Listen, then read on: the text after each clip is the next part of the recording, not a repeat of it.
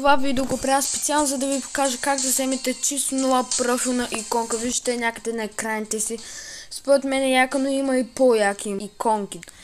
Но преди да започвам с самия клип, искам да се абонирате за канала, защото гоним 1000 абоната. Ще се опитам до края на годината да стане 1000 абоната. И съответно да харесате клипа. А сега нека започнем с самия клип.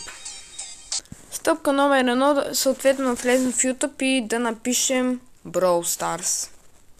Стъпка номер 2, да влезем в акаунта, не в акаунта, в YouTube канала, исках да кажа, на Brawl Stars и да отивам на най-новия Brawl Talk.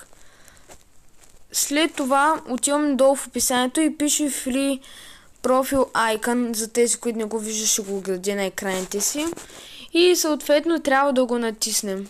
И като го натиснем, излиза поискайте наградата. При мен е на български, не знам защо така. И го натискате. И така си получавате съответно наградата. Хора, ако ви е бил полезен този клип и ви харесва, абонирайте за канала. Пак казвам, гоним 1000 абоната до края на годината, поне ще се опитам да. И харесайте видеото за още такива видеа. А от мен, чао!